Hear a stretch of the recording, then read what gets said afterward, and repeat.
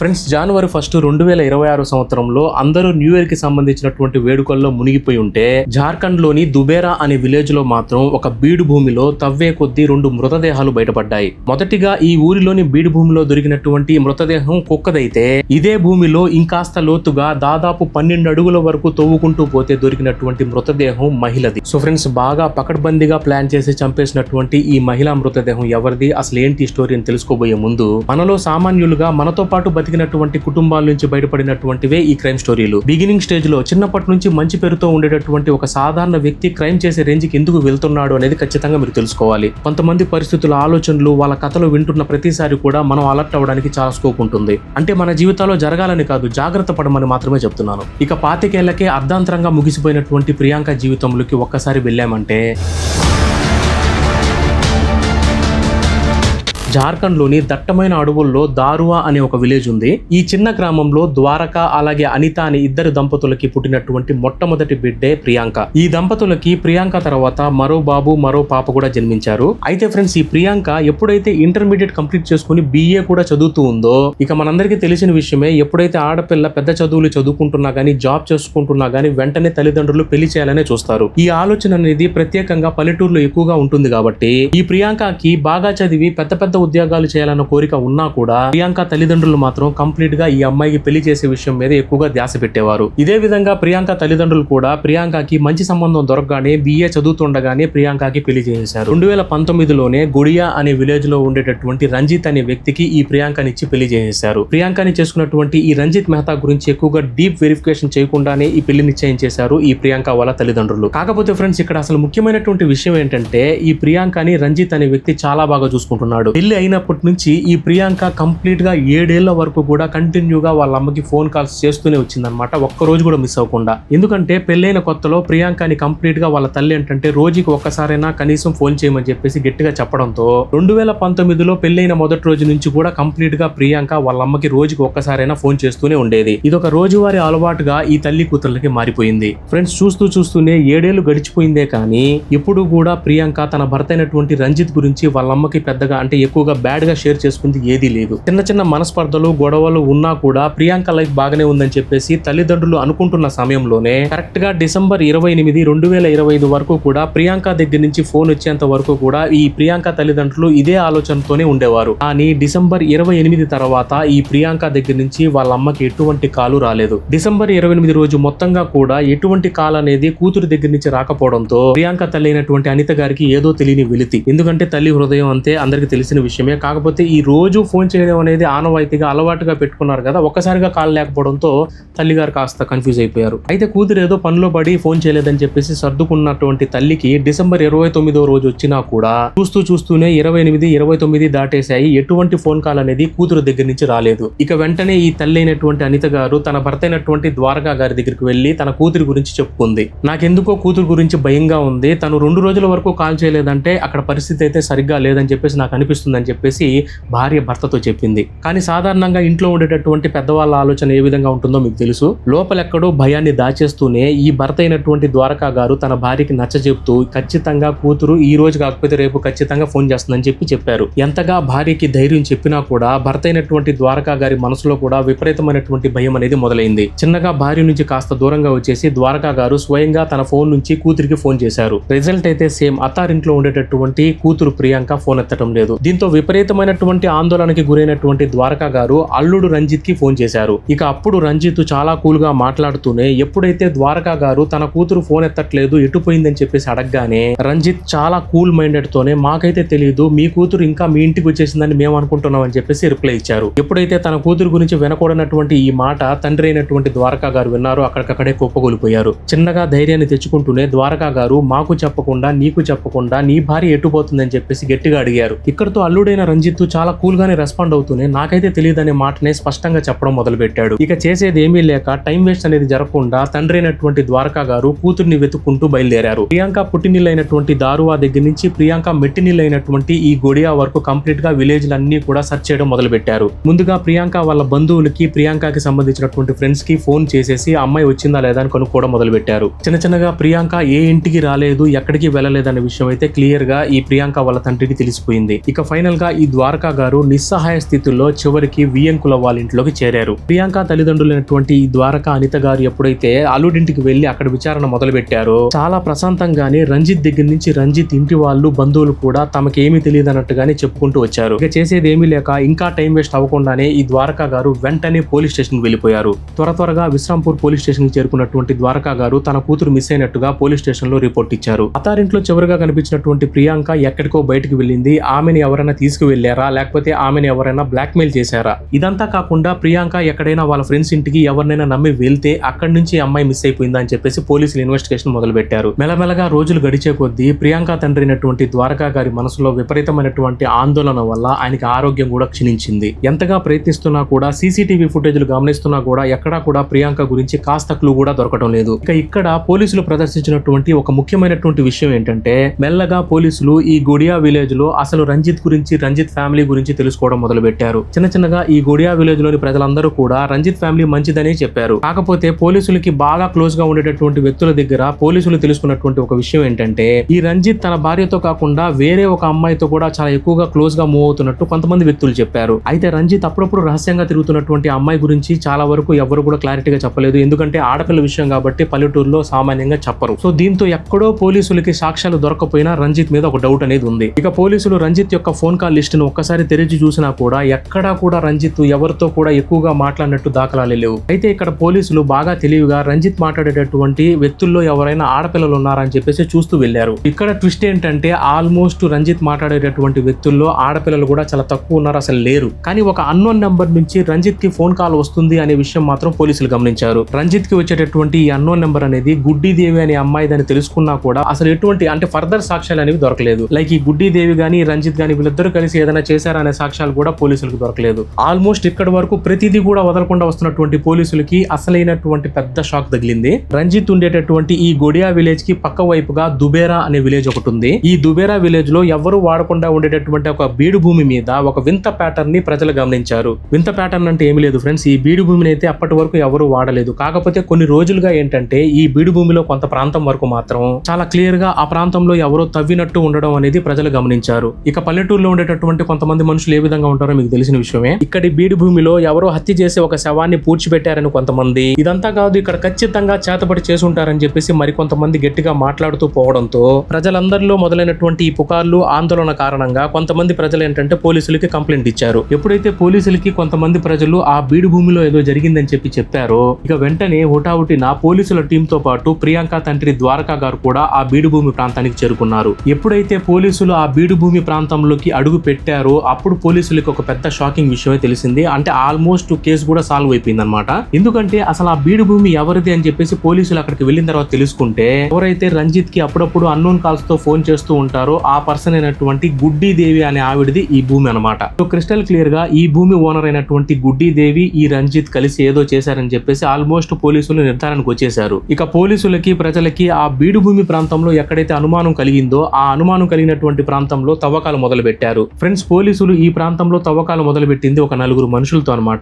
చిన్నగా మనుషులు ఆ మట్టి మొత్తాన్ని కూడా తవ్వుకుంటూ పోతుండగా ఒక రకమైనటువంటి దుర్గంధం అనేది బయటికి రావడం మొదలు పెట్టింది. దీంతో అక్కడ ఉండేటటువంటి ప్రజల్లో ప్రియాంక తండ్రి గారికి అయితే విపరీతమైనటువంటి టెన్షన్ అనేది మొదలైంది. ఫైనల్ గా కాస్త లోపలికి మట్టిని తవ్వినటువంటి మనుషులకి ఒక మృతదేహం అనేది దొరికింది. ఆ మృతదేహం ఎవరిదో కాదు, ఒక కుక్కది. ఇక అప్పుడు తవ్వకాలు జరిగినటువంటి ఆ ప్రాంతంలో పోలీసులు అక్కడ ఉండేటటువంటి ప్రజలు ప్రియాంక తండ్రి కాస్త ఊపిరి పీల్చుకున్నారనమాట. అలాగే పోలీసులు కూడా ఈ కుక్క మృతదేహాన్ని చూస్తూనే వెనుతిరగాలని చూసినప్పుడు వీళ్ళందరి నుంచి ఒక్క పర్సన్ మాత్రం వెంటనే పోలీసుల దగ్గరికి వెళ్లి ఇంకా లోతుగా తవ్వమని చెప్పి అడిగారు. అతను ఎవరో కాదు ఫ్రెండ్స్, మీరు ఊహించినట్టుగానే ప్రియాంక గారి తండ్రి ద్వారకా గారు. ఈ ప్రియాంక ఎప్పుడైతే కనపడకుండా పోయిందో ఈ ప్రియాంక వాళ్ళ తల్లిదండ్రులు నరకం చూస్తున్నారని చెప్పేసి రిక్వెస్ట్ చేస్తూనే ఈ ప్రియాంక తండ్రి పోలీసుల్ని ఇంకా బాగా తవ్వమని చెప్పేసి, అంటే ఆ ప్రాంతంలో ఇంకా బాగా తవ్వమని చెప్పేసి రిక్వెస్ట్ చేశారు. ఇక బీడు భూమిలో ఆ ప్రాంతం మొత్తం కూడా చాలా వరకు లోతుగా 12 అడుగుల వరకు జేసీబీతో తవ్వుకుంటూ వెళ్ళిపోయారు. ఫైనల్ గా ఫ్రెండ్స్ ఇక బాధాకరమైనటువంటి విషయం బయటపడింది. ఈ ప్రియాంక గారి తండ్రి అనుకున్నట్టుగానే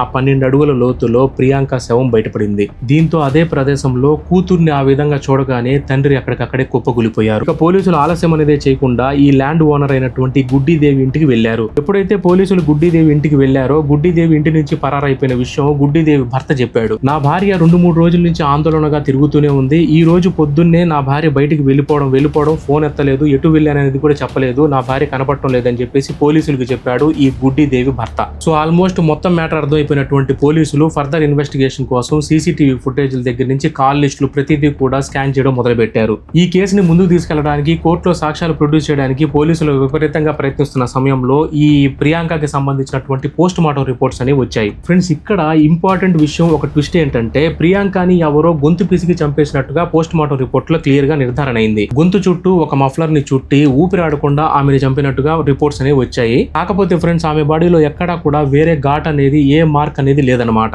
అంటే ఈ ప్రియాంకని చంపేటప్పుడు ప్రియాంక తనను తాను కాపాడుకోవడానికి ఎటువంటి పెనుగుసలాటకి కూడా గురి అవ్వలేదని చెప్పేసి ఆ రిపోర్ట్ లో క్లియర్ గా వచ్చింది. సో ఒక మనిషి స్పృహలో ఉండగా, ఈవెన్ నిద్రలో ఉన్నా కూడా ఈ విధంగా చంపడం అనేది అసాధ్యం. దీంతో ఈ రిపోర్ట్స్ లో ఇంకొక విషయం కూడా బయటపడింది. ఈమెకి ఏదో మత్తు పదార్థం వేసిన తర్వాత మాత్రమే ఈ విధంగా చంపారని చెప్పేసి క్రిస్టల్ క్లియర్ గా పోలీసులకు అర్థమైంది. ప్రియాంక మృతదేహాన్ని పాతి పెట్టేసిన చోటే పై వైపుగా కుక్కని పాతి పెట్టడం, అలాగే ఎటువంటి శబ్దాలు గానీ టార్గెట్ మిస్ అవ్వకుండా చేసినటువంటి ఈ హత్య అనేది కంప్లీట్ గా ప్రొఫెషనల్ కిల్లర్స్ మాత్రమే ఈ విధంగా ఆలోచిస్తారని పోలీసులు నిర్ధారణకు వచ్చారు. గుడ్డిదేవి ఈ ప్రియాంక భర్త రంజిత్ కలిసి ఏదో చేసి ఉంటారని చెప్పేసి వెంటనే రంజిత్ ని పట్టుకోవడానికి పోలీసులు వాళ్ళ ఇంటికి వెళ్లారు. ఎప్పుడైతే బీడు భూమిలో పోలీసుల్ని చూసిన తర్వాత గుడ్డిదేవి వెళ్ళిపోయిందో ఇంకా రంజిత్ కూడా ఎందుకుంటాడు ఫ్రెండ్స్, రంజిత్ కూడా పరారు. ఇక మొత్తానికి మ్యాటర్ తెలిసినా కూడా పోలీసులు సాక్ష్యాల కోసం, అలాగే ఈ గుడ్డిదేవి రంజిత్ కోసం తిరగడం మొదలు పెట్టారు. ఇంకా కేసు అనేది పెండింగ్ లోనే ఉండిపోయింది. కానీ ఇక్కడ అసలైన ట్విస్ట్ ఏంటంటే రోజులు గడిచే కొద్దీ ఆల్మోస్ట్ పోలీసులకి 4-5 రోజులు, వారం గడుస్తున్నా కానీ ఈ గుడ్డిదేవి రంజిత్ గురించి ఎటువంటి న్యూస్ అనేది తెలియలేదు. బట్ ఫ్రెండ్స్, ఈ స్టోరీ మొత్తానికి ముగింపు పలికే విధంగా మెదినీ నగర్ కి చెందినటువంటి ఒకానొక కోర్టులో డైరెక్ట్ గా కోర్టులోకి 2 నిందితులు వెళ్లిపోయి మేమే ప్రియాంకని చంపాము, మాతో పాటు ఇంకా 5 మంది ఉన్నారని చెప్పేసి ఒప్పేసుకున్నారు. దీంతో జార్ఖండ్ కి చెందినటువంటి ఈ దారువా గుడియా ప్రజలందరూ కూడా షాక్ కి గురయ్యారు. ఫస్ట్ గా కోర్టులో సరెండర్ అయిపోయినటువంటి 2 నిందితులు ఎవరో కాదు, రంజిత్, గుడ్డిదేవి. ఇక పోలీసులు ఎప్పుడైతే గుడ్డిదేవిని, ఈ రంజిత్ ని పోలీస్ స్టేషన్ కి తీసుకువెళ్లిన తర్వాత మిగతా 5 మంది గురించి, అంటే ఈ హత్యలో ఇన్వాల్వ్ అయిపోయినటువంటి మిగతా 5 మంది గురించి అడిగారు. మొదటిగా రంజిత్ ప్రియాంకని ఎందుకు చంపాల్సి వచ్చిందని చెప్పేసి మొత్తం A to Z crystal clear గా పోలీసులకు చెప్పడం మొదలు పెట్టాడు. ఈ రంజిత్ ప్రియాంకని పెళ్లి చేసుకునే సమయానికి రంజిత్ కి అలాగే గుడ్డిదేవికి అఫైర్ అనేది ఉంది. కానీ రంజిత్ పెద్దలు కుదిర్చినటువంటి సంబంధం అయ్యేసరికి, అలాగే కట్నానికి ఆశపడి ఇతను ఏంటంటే ఆ పెళ్లి అయితే చేసేసుకున్నాడు ప్రియాంకతో. అలాగే గుడ్డిదేవికి కూడా ఇంకొక వ్యక్తితో వివాహం అనేది జరిగిపోయింది. కాకపోతే ఈ గుడ్డిదేవి రంజిత్ మాత్రం కాంటాక్ట్ లోనే ఉంటూ వచ్చారు. ఈ రంజిత్ గుడ్డిదేవి మధ్యలో ఉండేటటువంటి అఫైర్ అనేది రోజు రోజుకి బలపడుతూ పోయి వీళ్ళిద్దరూ, అంటే ఈ గుడ్డిదేవి తన భర్తను వదిలేయడానికి, అలాగే ఈ రంజిత్ తన భార్యను ప్రియాంకను వదిలేయడానికి సిద్ధమయ్యారు. కరెక్ట్ గా వీళ్ళిద్దరూ ఇంత స్ట్రాంగ్ గా అఫైర్ మెయింటైన్ చేస్తున్న సమయంలోనే రంజిత్ భార్య అయినటువంటి ప్రియాంక వీళ్ళిద్దరు అఫైర్ ని చూసేసింది. ఇక ఆ రోజు నుంచి రంజిత్ ఏంటంటే ప్రియాంకని గొడవ పెట్టుకోకుండా ఆమెకి సర్ది చెప్పడం మొదలు పెట్టాడు. రంజిత్ చాలా కూల్ గా ఇదేదో తెలియకుండా జరిగిపోయింది, ఇక ఎప్పుడు జరగదని చెప్పేసి మాటిస్తూనే భార్యకి ఈ విషయం ఎవరికి చెప్పొద్దని చెప్పేసి రిక్వెస్ట్ చేశాడు. అయితే రంజిత్ భార్య అయినటువంటి ప్రియాంక ఈ విషయాన్ని ఎప్పటికైనా గానీ బయటికి తీసుకొస్తుందేమో అన్న భయం అనేది రంజిత్ లో విపరీతంగా పెరిగిపోయింది. సో ఎక్కడ ఈ ప్రియాంక రంజిత్ యొక్క అఫైర్ ని బయట పెట్టేస్తుందో, ఎక్కడ గుడ్డిదేవి తనకు దూరంగా వెళ్ళిపోతుందని చెప్పేసి భయపడినటువంటి ఈ రంజిత్ ఘోరమైనటువంటి ఒక ఆలోచనకు వచ్చేసాడు. మొదటగా గుడ్డిదేవితో మాట్లాడుతూనే ప్రియాంకని పూర్తిగా తొలగించుకోవడానికి, అంటే ఆ అమ్మాయిని చంపేయడానికి ఒక ప్లాన్ అనేది గుడ్డిదేవికి చెప్పాడు. భయపడుతూనే గుడ్డిదేవి కూడా ఫస్ట్ గా రంజిత్ భార్యని లేపేసి తర్వాత గుడ్డిదేవి భర్తను కూడా లేపడానికి ప్లాన్లు వేసుకున్నారు. ఇక ఈ రంజిత్ తన ప్లాన్ లో భాగంగానే పాడ్వాకి చెందినటువంటి 2 కిరాయి గుండాల్ని పిలిపించుకున్నాడు. లాలా కుమార్, గోవింద్ కుమార్, ఈ 2 రౌడీ షీటర్లకి తన భార్యని చంపమని చెప్పేసి 40,000 రూపాయలు ఇచ్చేశాడు అనమాట. ఇక్కడ మీ మనసులో చీవు కనిపించినట్టుగానే నాకు అనిపించింది. ఎందుకంటే కేవలం 40,000 రూపాయలకి ఒక మనిషిని చంపడానికి ఇక్కడ డీల్ అనేది జరిగింది. ఇక్కడ వరకు కూడా ఈ రంజిత్, గుడ్డిదేవితో పాటు ఈ కిరాయి గుండాలు ఇద్దరిని కలుపుకుంటే 4 మాత్రమే అయ్యారు. కానీ పోలీసులు మిగతా 3 ఎవరు, అసలు వాళ్ళు ఎందుకు ఇన్వాల్వ్ అయ్యారని చెప్పి అడిగితే అక్కడే అసలైన ట్విస్ట్ అనమాట. ఈ రంజిత్, గుడ్డిదేవి, మిగతా 2 కిరాయి గుండాలను పక్కన పెట్టేస్తే మిగిలినటువంటి ఆ 3లో మొట్టమొదటి వ్యక్తి రంజిత్ వాళ్ళ తండ్రి. నెక్స్ట్ గా రంజిత్ వాళ్ళ చెల్లెలు భర్త, అంటే రంజిత్ వాళ్ళ బావ సునీల్ కుమార్ అనే అతను కూడా ఈ హత్యలో భాగస్వామి. చివరిగా మిగిలిపోయినటువంటి ఆ ఒక్క నిందితుడు కూడా ముఖేష్ మెహతా. ఇతను కూడా రంజిత్ బంధువుల్లో ఒకానొక వ్యక్తి. రంజిత్ వాళ్ళ తండ్రి, రంజిత్ బావ, అలాగే రంజిత్ బంధువు, వీళ్ళ 3 ఎందుకు ఇన్వాల్వ్ అయ్యారనేది పోలీసులు ఇప్పుడు ఇన్వెస్టిగేషన్ చాలా డెప్త్ గా మొదలు పెట్టారు. ఈ 7 మంది కూడా ఈ హత్య అనేది బయటికి రాకుండా చాలా పకడ్బందీగా ప్లాన్ అనేది రెడీ చేసుకున్నారు. మొదటిగా రంజిత్ భార్యని ఈ లాలా కుమార్, గోవింద్ కుమార్ వీళ్ళిద్దరూ కూడా మఫ్లర్ కప్పేసి చంపేస్తామని చెప్పగానే ఈ రంజిత్ వాళ్ళ బావ రంజిత్ భార్య ఎక్కడ తప్పించుకుంటుందో, అంటే మఫ్లర్ తో తను చంపేసేటప్పుడు ఎక్కడ తప్పించుకుంటుందో అని చెప్పేసి సింపుల్ గా మెడికల్ షాప్ లో పనిచేస్తున్నటువంటి తన ఫ్రెండ్ దగ్గర నుంచి మత్తుకు సంబంధించినటువంటి ఒక ఇంజెక్షన్ అనేది తీసుకున్నాడు. ఇక మొత్తానికి వీళ్ళందరూ వేసుకున్నటువంటి ప్లాన్ లో భాగంగానే డిసెంబర్ 28వ రోజున రంజిత్ వాళ్ళ ఇల్లు మొత్తంగా కూడా ఈ 7గురిలో కొంతమంది ఇంటి బయట కాపలా కాస్తూనే కొంతమంది ఇంటి లోపల కాపలా కాశారు. అంటే ఎవరు రాకుండా, ఎవరికి తెలియకుండా, ఏది తప్పు జరగకుండా పకడ్బందీగా కాపలా కాశారు. మొత్తానికి రంజిత్ ఏంటంటే తన భార్యకి మొదటగా ఈ మత్తు ఇంజెక్షన్ ఇచ్చిన తర్వాత లాలా కుమార్, గోవింద్ కుమార్ ఇద్దరు కూడా మఫ్లర్ తో ప్రియాంకకి ఊపిరాడకుండా చంపేశారు. ప్రియాంక ఎప్పుడైతే చనిపోయిందో ఈ బీడు భూమి ప్రాంతంలో గుడ్డిదేవికి సంబంధించినటువంటి బీడు భూమి ప్రాంతంలో ఎక్కడైతే పాతి పెట్టాలనుకున్నారో ఆ బీడు భూమి ప్రాంతానికి రంజిత్ ఇంట్లో నుంచి ఈ మృతదేహాన్ని తీసుకెళ్లే విధంగా చాలా పకడ్బందీగా చీకట్లో తీసుకువెళ్లారు. ఎక్కడా ఎవరికంటా పడకుండా ఏ కెమెరాకి చెక్కకుండా పకడ్బందీగా వీళ్ళు ఏంటంటే ఆ బీడు భూమి ప్రాంతానికి తీసుకెళ్లిపోయారు. సో ఇక వీళ్ళ ప్లాన్ లో భాగంగానే ఆల్మోస్ట్ 12 అడుగుల లోతున ఈ ప్రియాంకని పాతి పెట్టేశారు. సో ఇక ఇక్కడ పోలీసులకి ప్రజలకి డౌట్ రాకుండా పకడ్బందీగా ఆలోచన చేసింది ముఖేష్ మెహతా. గుడ్డిదేవి తప్ప మిగతా మగాళ్ళందరూ కూడా ఈ మృతదేహాన్ని పాతి పెట్టేసిన తర్వాత అక్కడి నుంచి వెళ్ళిపోతుండగా వీళ్ళలో ముఖేష్ మెహతా అనే వ్యక్తి ఈ బీడు భూమి ప్రాంతంలో ఇక్కడ తవ్వినట్టు క్లియర్ గా అర్థమైపోతుంది. ప్రజలకు డౌట్ వస్తుంది, ఎప్పటికైనా పోలీసులు వస్తారని చెప్పేసి ఆలోచిస్తూనే వీళ్ళందరినీ ఆపి ఎందుకైనా మనం దొరకకుండా ఉండడానికి ఇక్కడ ఒక పెంపుడు జంతువుని తీసుకొచ్చి పాతి పెట్టేద్దామని చెప్పి ఐడియా ఇచ్చాడు ముఖేష్ మెహతా. వీళ్ళందరి దుర్మార్గం పక్కన పెట్టేస్తే కర్మ కాలి ఈ ప్రాంతంలోనే ఒక కుక్క తిరుగుతూ కనిపించింది. లాలా కుమార్, గోవింద్ కుమార్ ఇంకేం ఆలోచించకుండా ఆ కుక్కని అక్కడికక్కడే చంపేశారు. ప్రియాంక మృతదేహాన్ని పాతి పెట్టినటువంటి పైవైపుగా కుక్క మృతదేహాన్ని పాతి పెట్టేసి అక్కడి నుంచి వెళ్ళిపోయారు. ఇది ఫ్రెండ్స్ జరిగింది. కాకపోతే ఇక్కడ రంజిత్, గుడ్డిదేవికి సంబంధించినటువంటి అక్రమ సంబంధానికి మిగతా ముగ్గురు అంటే ఈ రంజిత్ వాళ్ళ తండ్రి, రంజిత్ బావ, రంజిత్ బంధువు ఎందుకు సహాయపడ్డాడనేది ఇప్పుడు ఇన్వెస్టిగేషన్ జరుగుతుంది. ఇక్కడ లాలా కుమార్, గోవింద్ కుమార్ అనే ఇద్దరు కూడా వీళ్ళిద్దరూ కిరాయి గుండాలు, వీళ్ళు డబ్బుల కోసం ఈ పని చేశారంటే ఓకే. అలాగే ఈ రంజిత్, గుడ్డిదేవి వీళ్ళిద్దరు అఫైర్ కోసం ఈ పని చేశారు, ఇది ఓకే. కానీ సంబంధం లేకుండా రంజిత్ తండ్రి, రంజిత్ బావ, అలాగే రంజిత్ బంధువు వీళ్ళిద్దరూ వాళ్ళ కెరియర్ ని, వాళ్ళ జీవితాన్ని నాశనం చేసుకుంటూనే ఈ విషయంలో ఎందుకు ఇన్వాల్వ్ అయ్యారనేది పోలీసులు చూస్తున్నారన్నమాట. వాస్తవానికి రంజిత్ కి ప్రియాంకకి పెళ్లి ఈ 2026 సంవత్సరానికి 7 సంవత్సరాలు కంప్లీట్ అయినా కూడా వీళ్ళకి ఎటువంటి సంతానం అనేది కలగలేదు. సో మేబీ ఈ పాయింట్ మీద రంజిత్ వాళ్ళ తండ్రి ఈ హత్యలో ఇన్వాల్వ్ అయ్యాడని చెప్పేసి పోలీసులు ఆ కోణంలో దర్యాప్తు చేస్తున్నారు. ఇక ఈ రంజిత్ వాళ్ళ బావని, వాళ్ళ బంధువుని ఇన్వాల్వ్ చేయడానికి మెయిన్ కారణం ఏంటంటే ఈ రంజిత్ వాళ్ళకి డబ్బుని, ప్రాపర్టీని ఆశ చూపించాడు. అంటే ఫ్రెండ్స్ ఇక్కడ వరకు పోలీసులు గెస్ చేస్తున్నటువంటి విషయాలు అనమాట. ఇంకా దీనికి సాక్ష్యాలు లేవు. ఏది ఏమైనా కారణాలు ఏదైనా సరే ఒక అఫైర్ అనేది చూసారా, తెలియకుండానే 7 జీవితాలతో పాటు ప్రియాంకని కూడా ఈ భూమి మీద లేకుండా చేసింది. ఈ దరిద్రుడు రంజిత్ గుడ్డిదేవితో గుడ్డిగా సంబంధం మెయింటైన్ చేయాలంటే కనీసం ప్రియాంక వాళ్ళ నాన్న దగ్గరికి వెళ్ళి ఏదో ఒకటి చెప్పి కనీసం గొడవ పెట్టుకునైనా సరే ప్రియాంకకి విడాకులు ఇచ్చున్నా కనీసం అమ్మాయి బతుకుండేది. ఫ్రెండ్స్ తప్పులు అనేవి ప్రతి ఒక్కరూ చేస్తారు. కాకపోతే మనుషుల్నే చంపేసేటటువంటి ప్లాన్లు వచ్చినటువంటి ఆ మైండ్ కి ఒక్క విషయం తెలియాలి. మనిషి చనిపోయిన తర్వాత పోలీసుల నుంచి తప్పించుకున్నటువంటి జీవితం కంటిన్యూగా భయపడుతూనే బతకాలి. లేకపోతే పోలీసులకు దొరికినప్పుడు మొత్తం సర్వం సమాప్తం. ఎలాగైనా ప్రియాంకని చంపాలనే థాట్ కాకుండా ప్రియాంక నుంచి దూరం అయిపోవాలనే థాట్ అనేది రంజిత్ కి గట్టిగా ఉండుంటే ఈ రోజు కష్టమో నష్టమో కాలం గడిచే కొద్దీ ఈ రంజిత్, ప్రియాంక దూరం అయిపోయి కనీసం ప్రియాంక వాళ్ళ తల్లిదండ్రుల దగ్గరైనా బతికుండేది. ఇంతమంది స్వార్థానికో డబ్బు కోసమో బలి ఉండేవారు కాదు. ఫ్రెండ్స్ చివరిగా నేను మాట్లాడినటువంటి మాటలు ఏదైనా తప్పుంటే క్షమిస్తూనే మీ అభిప్రాయం అనేది ఖచ్చితంగా కామెంట్ బాక్స్ లో తెలియజేయండి. ఎప్పటికీ కూడా మీ సపోర్ట్ ని గుర్తిస్తూనే లైక్ అండ్ సబ్స్క్రైబ్.